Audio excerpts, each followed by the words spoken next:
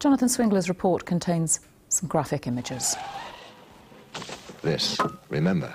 Margaret lives in Middlesbrough and has struggled with alcohol addiction. In March, she was caught drink driving after having a few in the afternoon, then later driving to a garage to buy more. Luckily, nobody was hurt.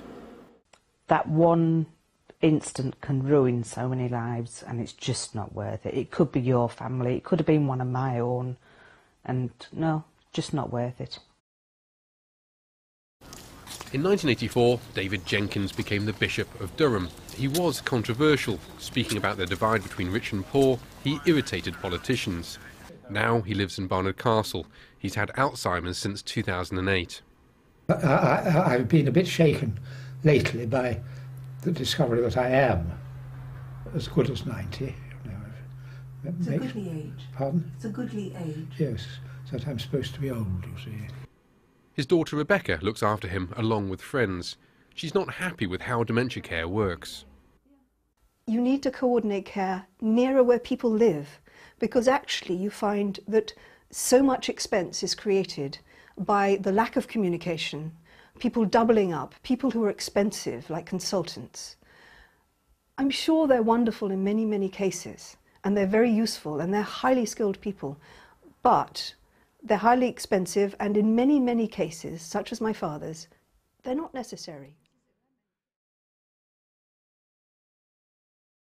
Darlington, 296 were found, which is where I head to next.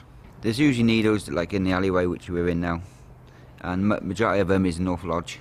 We do get like where the children's park is, always scattered around.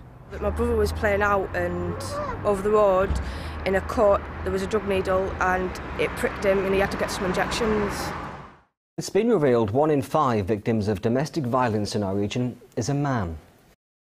James, not his real name, says there is very little help available. His words are spoken by someone else. It started pretty early in the marriage with more verbal abuse, sort of emotional abuse later on, and then after the years it become more threatening, not physical but threatening physical violence. Then it progressed on to actual physical violence. If I was a woman looking for some sort of assistance, there are so many institutions where a female can just walk in, and I don't want to play down the plight of female victims.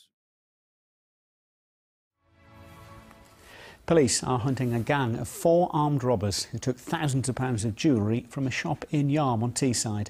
Staff say they were armed with an axe, crowbars and what they believed was a gun.